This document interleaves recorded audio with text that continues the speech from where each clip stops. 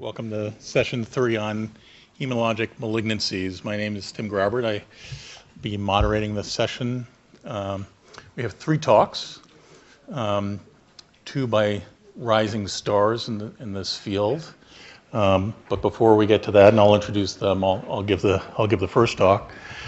Last year at the colloquium, there were 3 fantastic talks on lymphoid biology and malignancy by Lou Stout, Andy Lane, Bob Copeland.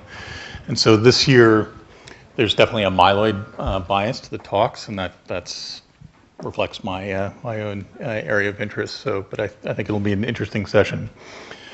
So I'm going to give the first talk, as I said. Title is here on the molecular profile of acute myeloid leukemia, or AML. No relevant disclosures to mention here. Okay, so I cannot give a talk on genetics of acute leukemia without first acknowledging the really pioneering contributions of Janet Rowley.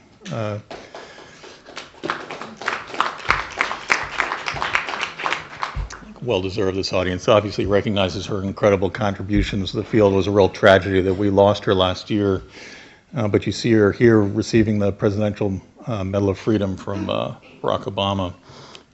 She had an amazing career, unconventional in many ways, but really, in my view, established the field of cancer genetics, and as much as anybody else, I think, taught us that cancer is fundamentally a genetic disease.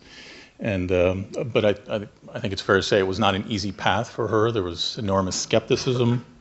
This paper here, published in 1973, I think it says, was the first description of a non-random, a recurrent chromosomal translocation in human leukemia, the 821 translocation associated with a particular subtype of AML. And I understand this paper was rejected everywhere Janet sent it. It finally wound up in a fairly obscure journal in France, where I think it remains the most highly cited publication in that journal ever. And so there was just, the dogma at the time was that chromosomal abnormalities could not be causal. These were consequence of the cancer transformation process, and that this was all noise. So really, almost single-handedly, Dr. Rowley overcame that skepticism, identifying this translocation, subsequently, shortly thereafter, showing that the Philadelphia chromosome and CML was a consequence of the 922 translocation, and then in a series of papers over a long career, really defining all of the major chromosomal abnormalities that we now recognize as important in leukemia, including 2 other subtypes of acute myeloid leukemia shown here, the 1517 and version 16. You can see that she eventually won the field over as the trajectory of journals, moved up in the right direction here over her career. So we've obviously learned a lot about these particular translocations in the following decades, and I'm not going to go into any of that in any detail, just make some general observations. The striking thing about these 3 in particular is that they're all balanced reciprocal translocations involving lineage-specific transcription factors important for hematopoiesis. They're acquired early in the course of the disease, and are completely mutually exclusive. You see in this heat map, little piece of a figure I'll show you in a minute from the TCGA paper on AML published last year. But you can see these 3 translocations, the fusion proteins or transcripts formed by them in the first 3 lines here. Patient is a column. If you get one, you never get another one. So they're completely mutually exclusive, but we know from many lines of evidence they're not sufficient to cause the disease they initiated, but require additional cooperating mutations. And now, over the last few years of high throughput next generation sequencing, we obviously know a lot about the patterns of mutations that tend to co-occur or not co-occur with these translocations. One initial observation that kind of echoes what you heard this morning from Dr. Rosenberg. This is kind of the same sort of data, the burden of mutations, the mutation frequency per case across different tumor types. It's shown a little differently in this figure from a review that Dr. Vogelstein wrote. The take-home point for me, the point I'm showing you this, is that MDS, which we'll hear about in the second talk, and AML have far fewer mutations in the coding region per case compared to, as you heard, melanoma or lung cancer or most solid tumors in general. In fact, really the heme malignancies that have been sequenced are all on this end of the spectrum, closest to pediatric cancers, which have the lowest frequency of mutations. So maybe this is just because we haven't sequenced enough tumors. We don't. This is just an artifact, and we haven't discovered them all. That's possible, but I don't think so. This is a paper again from Getty Getz and colleagues published last year that shows you the number of cases that you need to sequence, so patients here, as a function of the mutation frequency in those tumors. And so AML, again, over here on the left, on the low end of mutation frequency, you need fewer cases to get over these different hurdles, finding all the mutations that are occurring in 10% or more of cases, 5%, and so forth. So I think we probably have almost certainly identified all the very highly recurrent mutations in AML, even with only 200 cases fully characterized and reported, which is pretty much where we stand today. But it's likely that we haven't found all of them, but probably all the highly frequently mutated ones.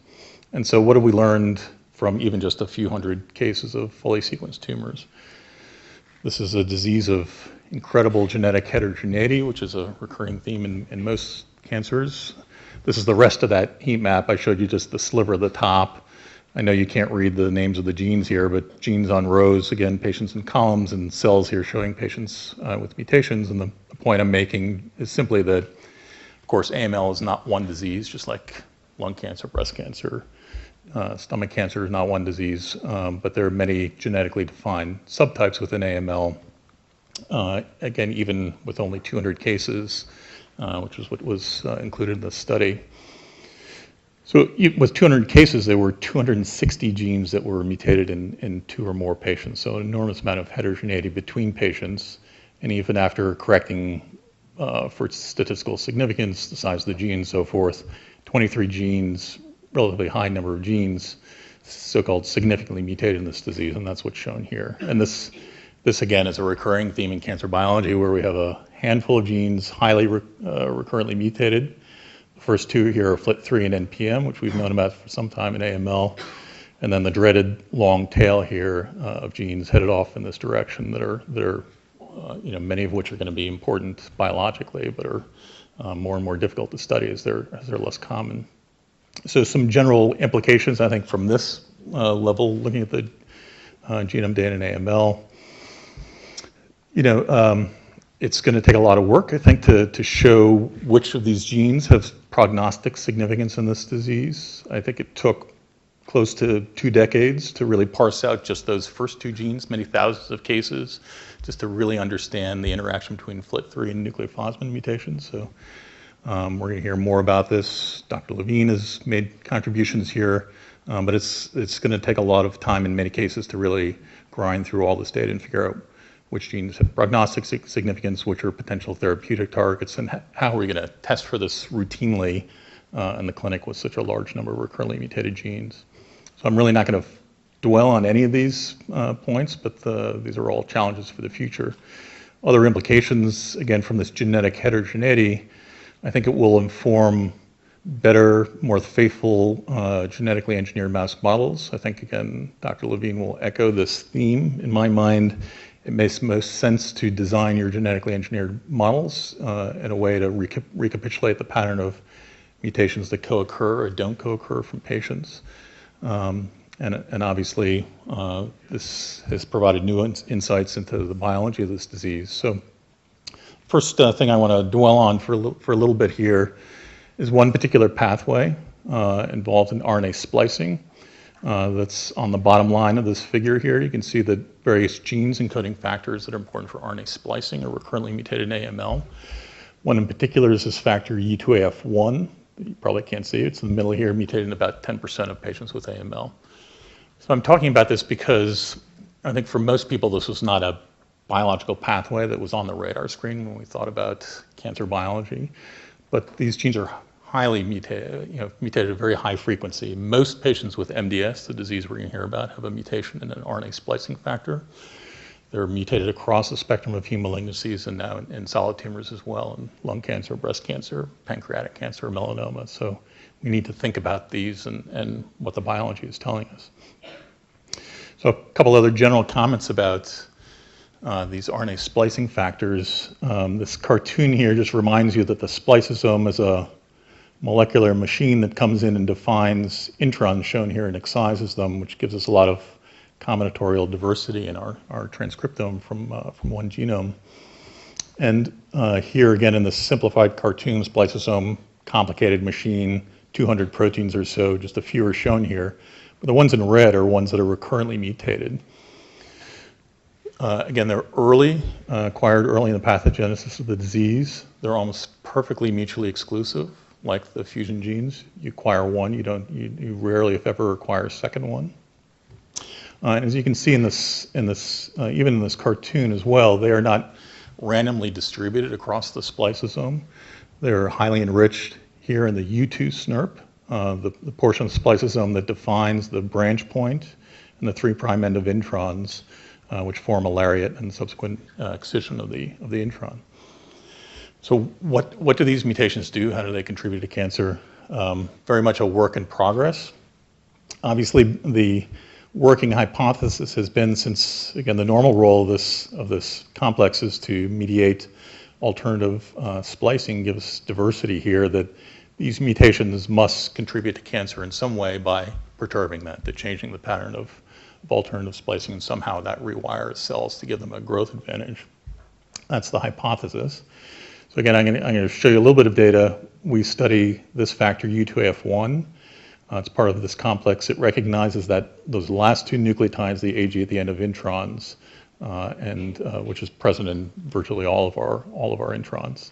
This is a cartoon of that protein. The interesting thing about these mutations is they're all missense substitutions, almost all of them in just two codons, serine 34, glutamine 157, that are conserved down to yeast and are in two predicted zinc finger regions of the protein.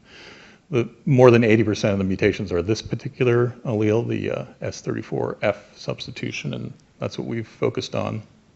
I'm going to zip through a little bit of data that is largely in a paper that just came online last week, but we wanted to really study in a genetically defined system what are the consequences on splicing when you overexpress this mutant allele compared to the wild type.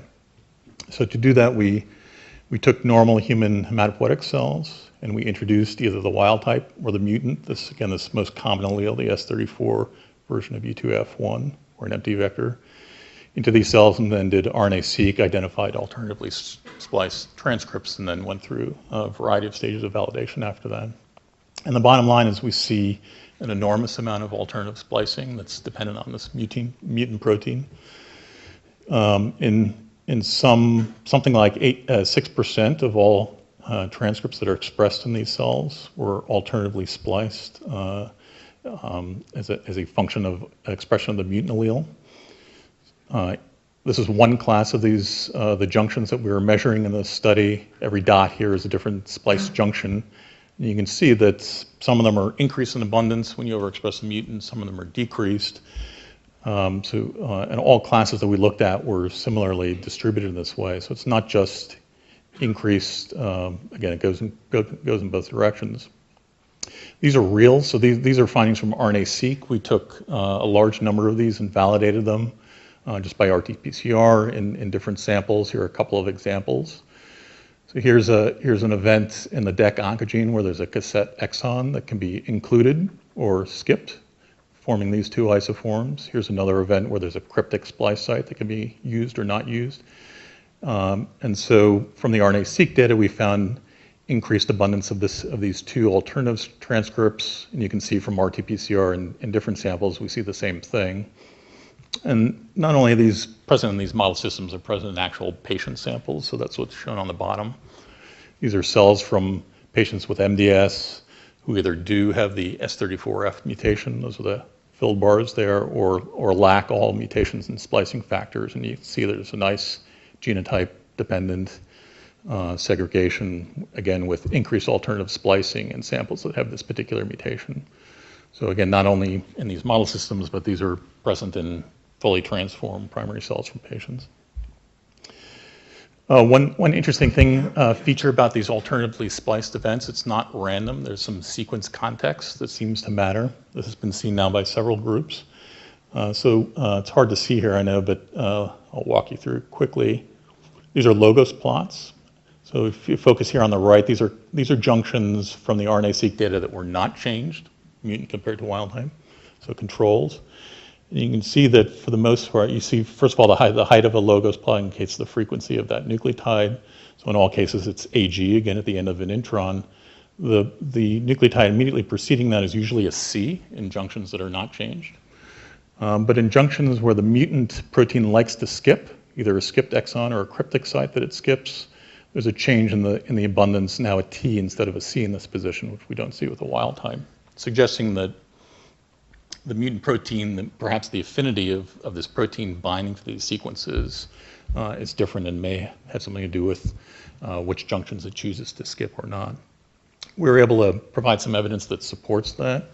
These are studies in collaboration with Clara Kielkopf in Rochester.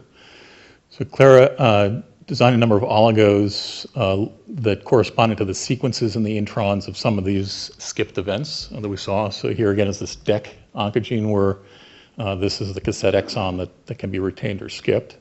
So here are the sequences of the AG and the preceding nucleotide and the flanking nucleotides, again, that the mutant likes to skip.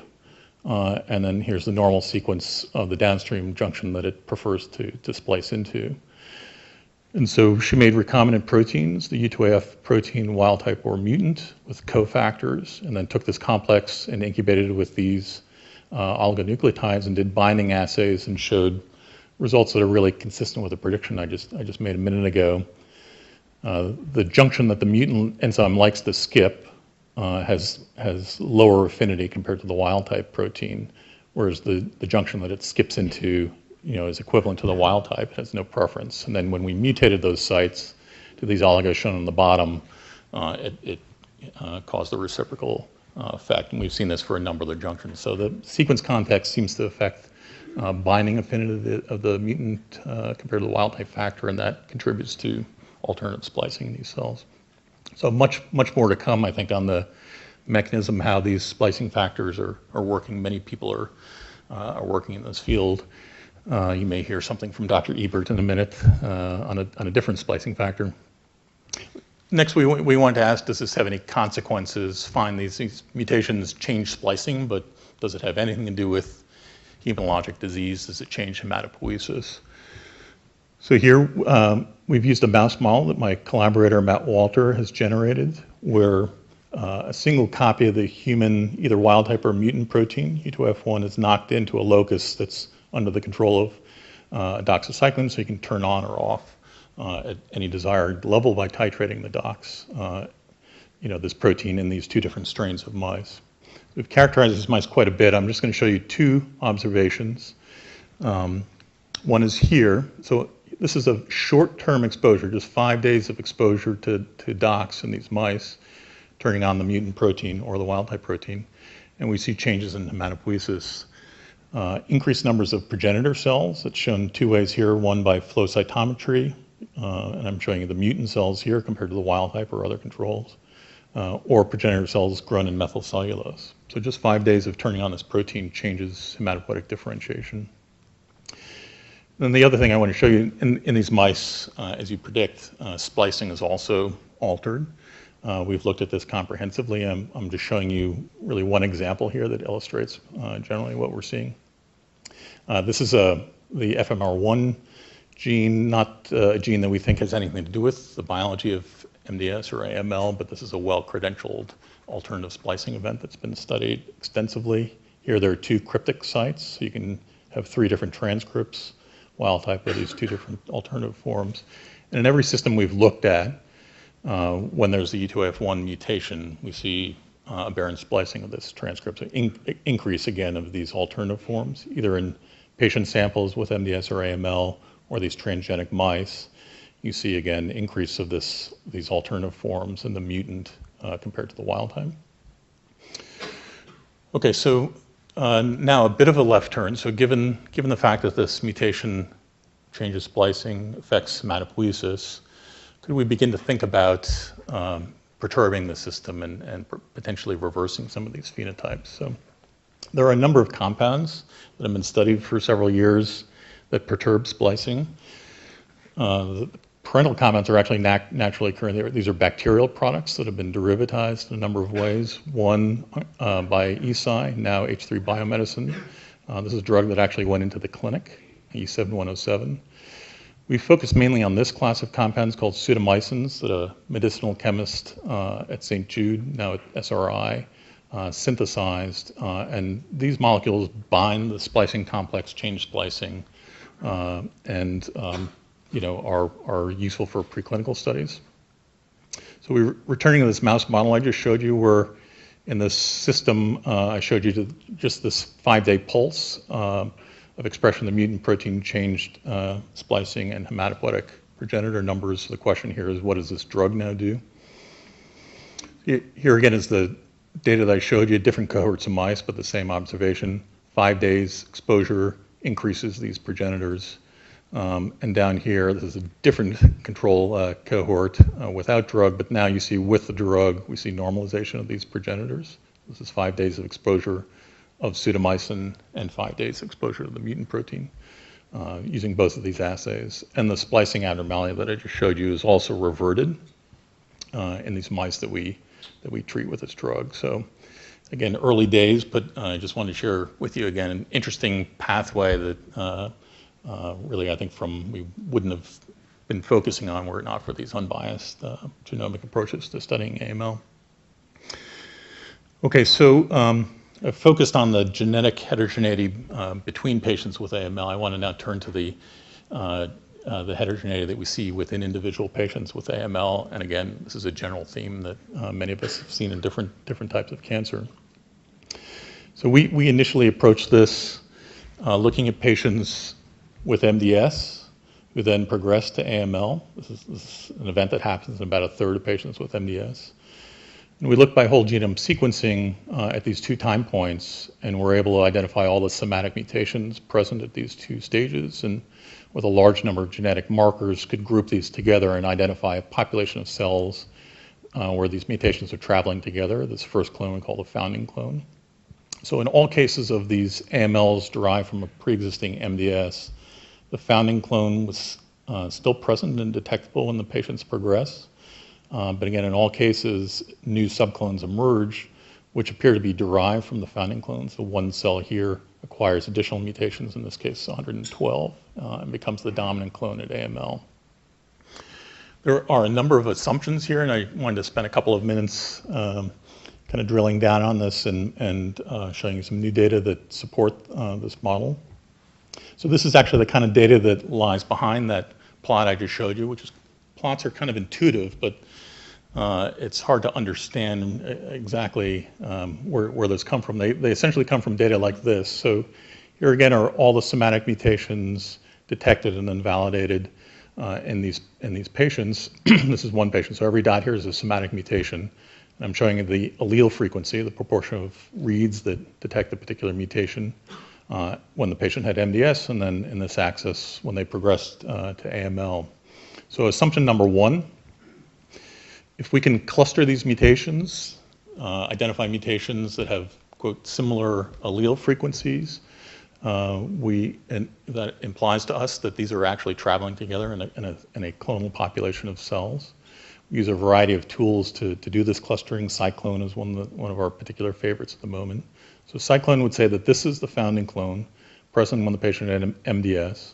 When the patient progressed, the founding clone is still present, but now there's a subclone. And again, assumption 2, all of these cells that bear these mutations also still carry the founding clone mutations, are all carried forward. So that's probably clear as mud here, but let me go on and explain how we follow this up. This summarizes what I just told you here. The data largely support this kind of linear evolution model where normal cells acquire mutations. I'm going to come back to this point in a bit. but when this first founding clone is established with disease, it carries forward, again, all of these pre-existing mutations, and then subclones derive from the founding clone, again, and have new mutations as well. So again, these two assumptions that I just want to address for a minute here. So we did this by looking at single cells in these patients. So we selected a number of patients where we had already sequenced the tumors at MDS and at AML. We knew what the somatic mutations are. And so now we, again, want to look at single cells and see if we can support the model that I just showed you a second ago. So we identified these, isolated these single cells, amplified the genome, and then did hybridization capture and sequencing again under the lamppost here. We're not trying to discover new mutations. We're looking where we already know that there are mutations. This work, again, was published recently, so I'm going through kind of quick. So this is the data from the new hybridization capture, but not from the sorted samples. This is just going back again to the unsorted MDS and AML samples. I'm just showing you that this, the strategy works. There were several hundred, more than 300 mutations that we said were traveling together in this initial founding clone, present at both MDS and AML, but absent in the skin, which we use to subtract germline polymorphisms. And then another 369 mutations that we were saying are in the subclone, only at AML, absent in MDS. And you can see here we had paired blood and bone marrow samples that were concordant. So that's the unsorted bulk material at the top here. At the bottom, you have a dozen single cells. And so first of all, just to point out a couple problems, which I'm now going to dismiss. One is that in light gray, there are a lot of cells that are empty, simply didn't give high quality sequence. And the second dark gray, we could sequence the area, but we only saw the wild type allele. We didn't see the mutant, so this is due to allele dropout. This is an artifact. This is a problem of whole genome amplification where there's dropout of sites entirely or one allele or the other, which is this huge problem if you're, although the techniques are getting better, but if you're using this to try to identify mutations, there's a lot of missing data. When we know the mutations we're looking for, we're going to essentially ignore those holes, and really only the colored cells here are informative. And it shows that all 12 of these clones that we obtained from the AML patient were part of the subclone. These mutations travel together and derive from the founding clone again, because you never see these subclone mutations in single cells that don't have the pre-existing founding clone mutations. That's a simple case. This is a more complex one with 5 subclones. Here's the unsorted material.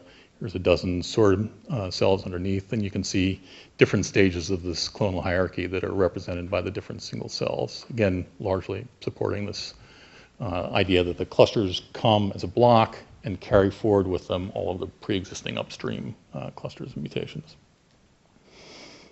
Okay, so I think going forward, this is it will be interesting. Many people are doing this, of course, thinking about these models of clonal evolution in the context of the therapies that we're giving our patients, and what is the impact of therapies, and which clone should we target, and which one should we not target. This is an early study led by Tim Lay, where we looked at again AML patients given standard cytotoxic chemotherapy. Here, all these patients went into remission, but all of them relapsed subsequently, and we saw a number of different patterns, but the general themes are illustrated here.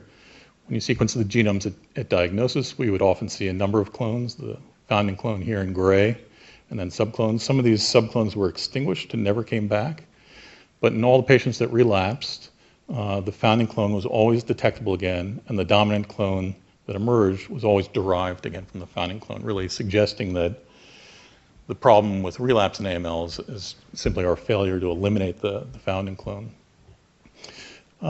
So in the last couple of minutes here, what I'm going to focus on is really these earlier events, and what I want to do is set the stage for a theme that I think is going to resonate to the other 2 talks in this session. So what's happening here before a founding clone is established.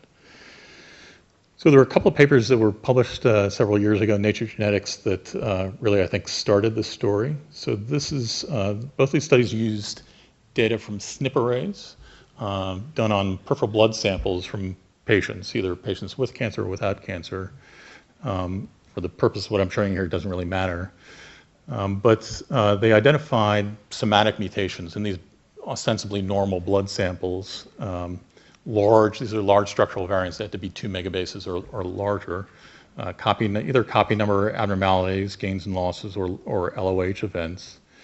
And the basic observation shown here in this histogram, which is similar in both these papers, that these structural variants were detectable in normal peripheral blood samples from these individuals, and that the frequency in which you can detect them rose with age. So it's interesting. So this is mosaicism in the blood of individuals who don't have blood cancers. So I think this story, the follow-up to the story is a paper that one of our distinguished panelists published shortly thereafter in collaboration with Lambert Busk in Canada. This is a study of older women with skewed hematopoiesis, clonal hematopoiesis, defined by X inactivation. So Dr. Levine and colleagues studied sequenced the exomes of a number of these patients, found TET2 mutations, and then extended in a larger cohort of patients and found mutations in this gene at a very high frequency, 5% or more in these women who were, again, normal. They had skewed hematopoiesis. You can see here their blood counts are perfectly normal, indistinguishable whether they had TET2 wild type or mutations. Again, building this idea that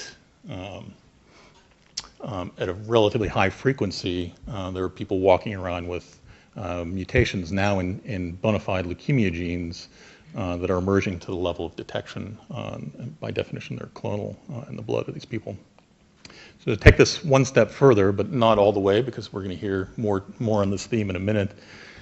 My former colleagues at WashU recently published a paper. This is online now in Nature Medicine, where they examined TCGA data. Again, looking at the peripheral blood samples that were used for most of the TCGA samples, sequencing studies as the normal, a surrogate for the germline. But looking at that normal peripheral blood sequencing data, they again found clonal mutations at a very high frequency on these patients, on the order of 6 to 7% now, in patients over the age of 70. And the amazing thing is that 83% of the mutations that were clonal in the blood of these individuals were in known leukemia genes. And that's shown in this Rose plot here, DNMT3, TET2, et cetera, going around here. And again, increasing frequency with age in these individuals. So the model that emerges from this is that all of us, we know this now from direct evidence, are acquiring mutations in our hematopoietic stem cells, all of us, and they increase with age. In a surprisingly high percentage, maybe 1 in 20 individuals, mutations are acquired that are sufficient to establish clonal hematopoiesis. Now, most of these people don't go on and get leukemia, right? This is still at least an order of magnitude higher than the frequency of leukemia in these in these individuals. But it suggests that this is a model for progression, and I think raises maybe a general theme here. We've known about this progression for some time in myeloma, where there's a precursor lesion called MGUS, monoclonal gammopathy of undetermined significance, where people walking around normal have clonal populations of plasma cells in their blood secreting monoclonal paraprotein. And we know that there's about a 1% per year risk of these patients progressing from MGUS to myeloma.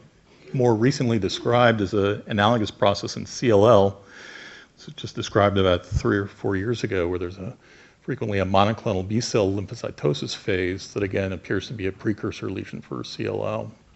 And then now we have this evidence of clonal hematopoiesis leading to myeloid leukemias, MDS and AML. Lots of questions that we don't know yet. Is this a required progression? Do all patients with MDS and AML have this precursor lesion? What is the risk of that evolution? Should we care? Should we do anything about it? Or should we be surveying people? Should we even be thinking about intervening? I think these are all questions that we'll be thinking about going forward. Let me just summarize what I just showed you here. This shows, again, normal stem cells accumulating these background mutations, which we showed previously in a paper that, again, accumulate from cord blood to individuals in their 60s and 70s. But on the order of 5, 6, 7% of people, mutations, particularly in these epigenetic regulators, are acquired, resulting in clonal hematopoiesis, not frank disease, but then perhaps, again, if this is really a progression, a subset of these patients acquire true drivers that are sufficient to establish the founding clone in this disease, And interestingly, these tend to be different. These are mutations that tend to be present in the founding clone, not the genes that we tend to see here early in clonal hematopoiesis.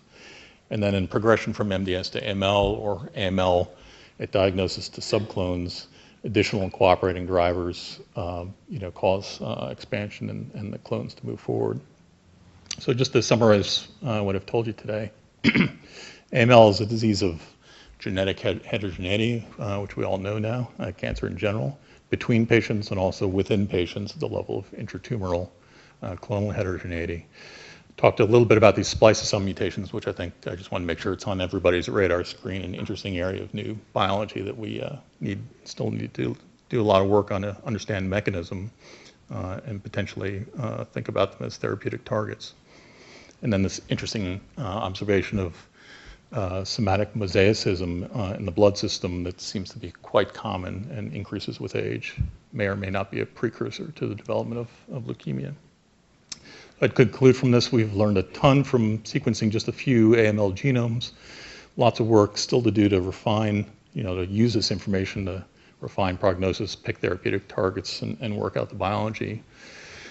I kind of alluded to this, and I think we'll hear more tomorrow about routine genetic profiling, but the standard of care today in this disease is to look at 3 genes, maybe 4 genes, but we know now that there are many more genes that are recurrently mutated and important in the biology of this disease. We need to figure out how to do this, bring that information to our patients in a more routine way. And again, this clonal heterogeneity issue, I think, is going to be very important in terms of picking targets that are in founding clones versus subclones, monitoring patients, and thinking about this issue of clonal hematopoiesis before and after treatment of leukemia. So I'm going to stop there. Thank my former colleagues at WashU, where most of the work was done that I talked about today, especially Tim Lay, Rick Wilson, Matt Walters, my collaborator on MDS studies. And my new colleagues here, having been here now at MGH for a year, I'm delighted to have this great group of leukemia investigators and collaborators in pathology. And I wanted to point out here, I am now connected to the Bertino-Chabner lineage because I was lucky enough to recruit Joe's daughter Amy as my first hire in my lab. And so I think I'm very, very fortunate to be in that company. All right, let me leave it there and see if there are any questions. Thanks very much.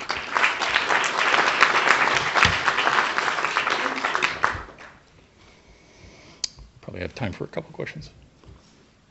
I guess the big question is, are these patients who have these pre-existing mutations, are they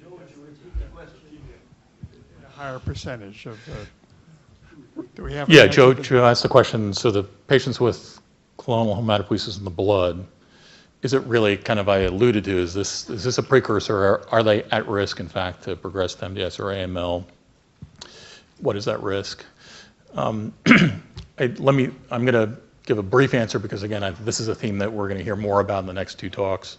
I think we don't know. I know there are studies that are being done now with really incredibly valuable retrospective repositories of samples that were banked miraculously for years and years prior to the diagnosis of MDS and AML. So I think that work has to be done for us to understand the natural history. So I don't think that we know yet, but again, we'll hear from the other speakers on that. Hi, over here. Go ahead. I can't see who's talking. On the other side here.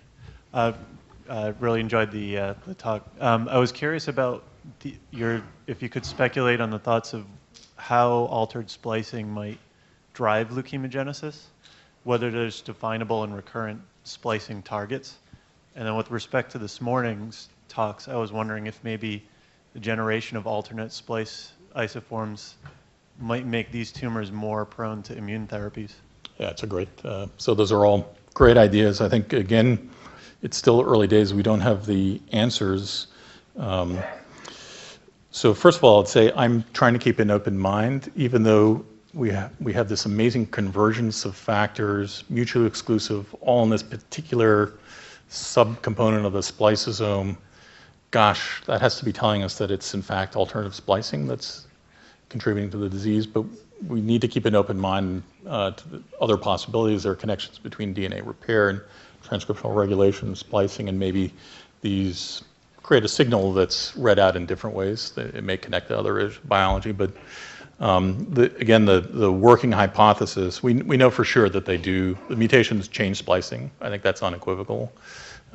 I showed you some of our data. There's plenty of data emerging. Again, that could be true and unrelated. The general idea is if it is all about splicing, that it can be thought of like an epigenetic modification that rewires the cell. Probably not a single smoking gun, in my view. I think it's unlikely that all of these are converging to alternative splicing of the key oncogene that just seems implausible. But likely just changes the entire transcriptional state of the cell from one state to another. Since these diseases the hallmark is arrested or impaired differentiation, perhaps changing it from a cell that's normally differentiating, not self-renewing, to one that's more pluripotent, self-renewing, and less prone to differentiation. But we really don't know. Those are some thoughts. And I also have no answer to your question about whether or not they're generating new antigens, but that's an interesting idea. As I understand it, the limited number of mutations